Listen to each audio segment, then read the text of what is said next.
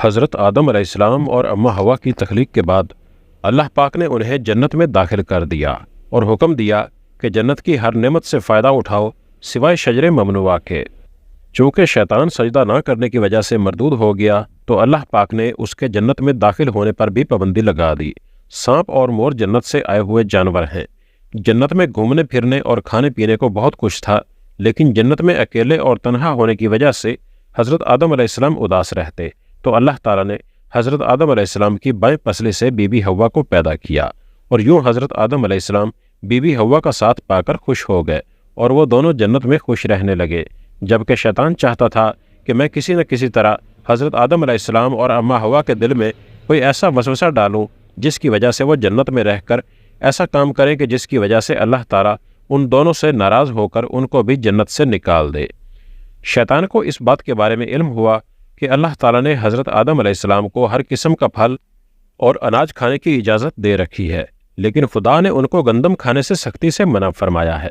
شیطان 300 سال تک جنت کے دروازے پر بیٹھا رہا کہ کوئی بھی جنت سے باہر آئے تو شیطان اس سے بات کر کے جنت میں داخل ہو جائے۔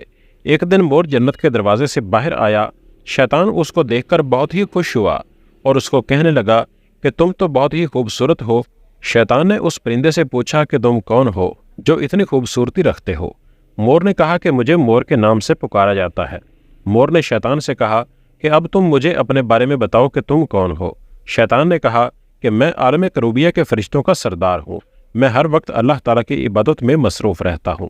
شیطان نے کہا کہ میں چاہتا ہوں کہ میں جنت میں داخل ہو کر سب چیزیں اپنی آنکھوں سے دیکھ سکوں۔ شیطان نے مور سے کہا کہ کیا تم مجھے جنت میں داخل ہونے کے لیے میری مدد کر سکتے ہو؟ اگر تم مجھے جنت میں داخل کرنے میں میری مدد کرو گے تو میں تجھ کو 3 ایسی باتیں بتاؤں گا جس کی وجہ سے تم ہمیشہ کے لیے ہی جوان رہو گے۔ تم کبھی بھی بوڑھے نہیں ہوگے، تم کو کبھی بھی کوئی بیماری نہیں لے گی، تم ہمیشہ کی زندگی جنت میں ہی گزارو گے۔ مور شیطان کی باتوں میں آ گیا تھا۔ مور نے کہا کہ میں تو اتنی طاقت نہیں رکھتا کہ تجھ کو جنت میں لے جاؤں، میں ایسا کرتا ہوں کہ اپنے دوست سانپ کو کہتا ہوں کہ وہ تجھ کو جنت میں لے جائے۔ یہ بات کر کے مور جنت میں سانپ کے پاس آیا۔ مور نے سانپ کو سارا قصہ بتا دیا۔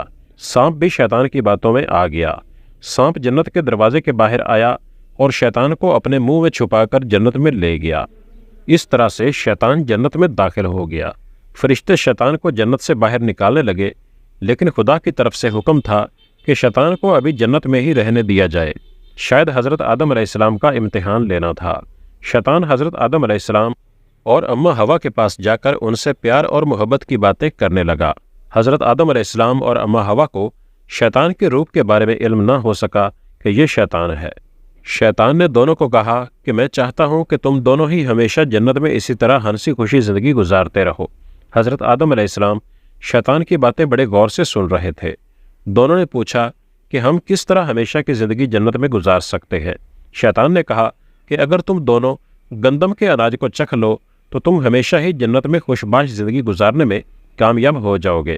شیطان کی بات سنتے ہی حضرت آدم علیہ السلام کے دل میں خوف خدا طاری ہو گیا کہ خدا نے ہم کو گندم کھانے سے سختی سے منع فرمایا ہے، لیکن حضرت اماں حوا شیطان کی باتوں میں آ گئی۔ اماں حوا کے کہنے پر حضرت آدم علیہ السلام نے بھی گندم کے دانے کھا لیے۔ گندم کے دانے کھاتے ہی اللہ تعالیٰ نے حکم دیا کہ ان دونوں کو زمین پر الگ الگ مقام پر اتار دیا جائے، تو اللہ تعالیٰ کے حکم سے فرشتوں نے دونوں کو زمین پر اتار دیا۔